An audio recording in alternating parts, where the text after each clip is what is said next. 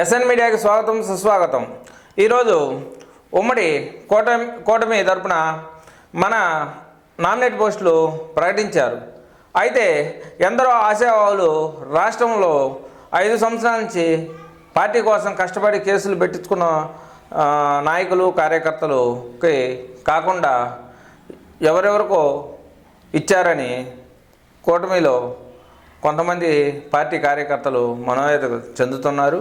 అయితే ఎవరికి ఇచ్చారు, మీడియా ఫైర్ బ్రాండ్స్కి ఎందుకు ఇవ్వలేదు అనేది ఈరోజు తెలుసుకుందాం మనం।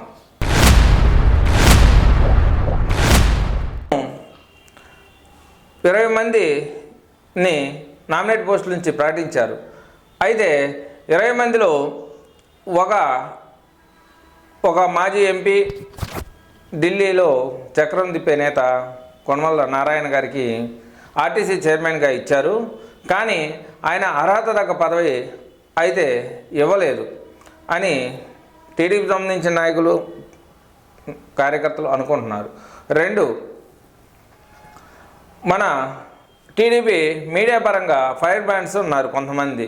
కొంతమంది ఎమ్మెల్యేలు అయ్యారు, కొంతమంది ఉన్నారు। ఎవరంటే ఆనం వెంకటరమణారెడ్డి, 2 మన జీవి రెడ్డి, 3 ఉక్కు ప్రవీణ్ కుమార్ రెడ్డి, గతంలో పొద్దుటూరు మాజీ టీడీపీ ఇన్ఛార్జ్, 4 ప్రకాశం జిల్లాలో పార్టీని దర్శి నియోజకవర్గం నుంచి వదిలేశారు। ఎవరు పట్టించుకోకపోతే అతను ఫైనాన్షియల్గా ఎంతో ఖర్చు పెట్టి ఆర్థికంగా నష్టపోయి దెబ్బతిన్న పవన్ రమేష్ ప్రకాశం జిల్లాలో 3కి పదవులు ఇచ్చారు।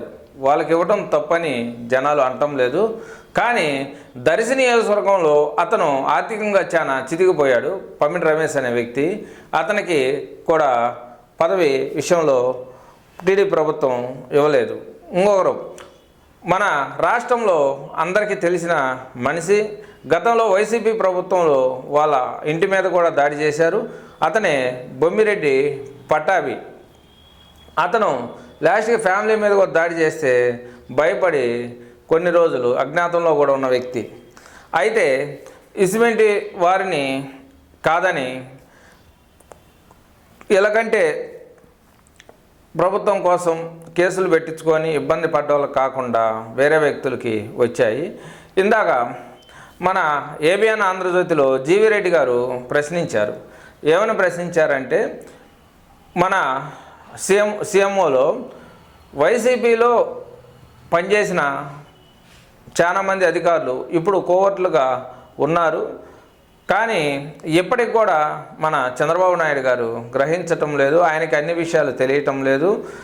ఇంత ముందుటాల మనం కలిసి చెప్పేదానికి అవకాశం లేదు, కానీ వైసీపీ సంబంధించిన కోవర్టులే అధికారులు, ఐఏఎస్లు, ఐపీఎస్లు ఉన్నారు, వాళ్ళు పరిపాలిస్తున్నారు। ఇబ్బందులు నిజమైన టీడీపీ కార్యకర్తలకి ఇబ్బందులు జరుగుతున్నాయని మన జీవి రెడ్డి గారు గత డిబేట్లో చెప్పారు। అలానే ఇలా చాలామంది నాయకులు కార్యకర్తలు పార్టీని, వైసీపీ పార్టీ ఇలానే ఒక 4-3కి పార్టీ కోసం సామాన్యులకు పదవులు ఇచ్చి కొదమోళ్ళందరినీ పార్టీ కోసం ఆర్థికంగా కేసులు, రూరల్ ఏరియాలో కేసులు, జైల్లో ఉండి వాళ్ళకి ఆర్థికంగా కానీ పదవిపరంగా కానీ ఏమి ఇవ్వనందువల్ల కార్యకర్తలు వైసీపీ పార్టీని ఓడించింది వైసీపీ కార్యకర్తలే। కానీ ఈరోజు టీడీపీ కూడా అదే పందాలు నడుస్తుందని జనాలు నిన్న మన జంబో 20 మంది ప్రకటించారు కదా, దాన్ని బట్టి అర్థమవుతుంది। అయితే టీడీపీ ప్రభుత్వం ఎప్పటికైనా గ్రహించి పార్టీ కోసం కేసులు పెట్టించుకొని జైలుకి వెళ్ళిన వాళ్ళు, పార్టీ కోసం ఆర్థికంగా ఖర్చు పెట్టిన వాళ్ళు, వాళ్ళకి మీరు పదవి ఇచ్చి జనాల్లో పార్టీ కోసం నమ్మి ఇబ్బంది పడ్డ వాళ్ళందరికీ పార్టీ ఎప్పుడు తోడు ఉంటుందని తెలియపరిస్తే మీ పార్టీకి మనుగడ ఉంటుందని జనాలు అభిప్రాయపడుతున్నారు। అయితే ఈ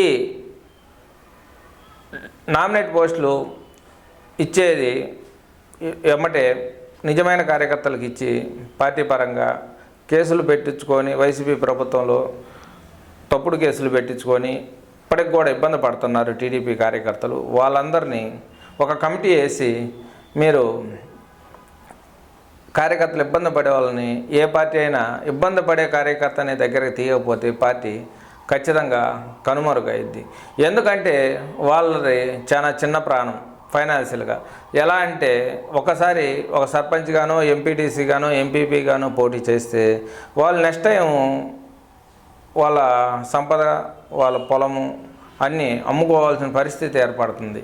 అందుకని ఎమ్మెల్యేలు, ఎంపీలు, మంత్రులు కొంతమంది ఇవాళ ఇక్కడ అధికారం ఉంటే ఇక్కడ ఉంటున్నారు, లేకపోతే ఇంకో పార్టీ వస్తే ఇంకొక పార్టీ వెళ్తున్నారు, వాళ్ళు వ్యాపారాలు చేసుకుంటున్నారు. కార్యకర్త అనే వ్యక్తి రూరల్ ఏరియా కార్యకర్తలు వాళ్ళు మనస్సాక్షిని చంపుకొని 100కు 98 మంది కార్యకర్తలు పార్టీ మారలేరు. అలా ఇబ్బంది పడతా కేసులు పెట్టుకుంటా అలానే ఉంటారు, కానీ పార్టీ అయితే మారు. అందుకని మీరు మీ పార్టీ కార్యకర్తలకు ముందు ప్రాధాన్యం ఇవ్వండి. అందుకని ఈరోజు మన ఎస్ఎన్ మీడియా తరపున, ప్రజల తరపున మేము గట్టిగా వినిపిస్తున్నాం. ధన్యవాదములు. సబ్స్క్రైబ్ చేయండి, లైక్ చేయండి, షేర్ చేయండి, కామెంట్ చేయండి. ధన్యవాదాలు మిత్రులు.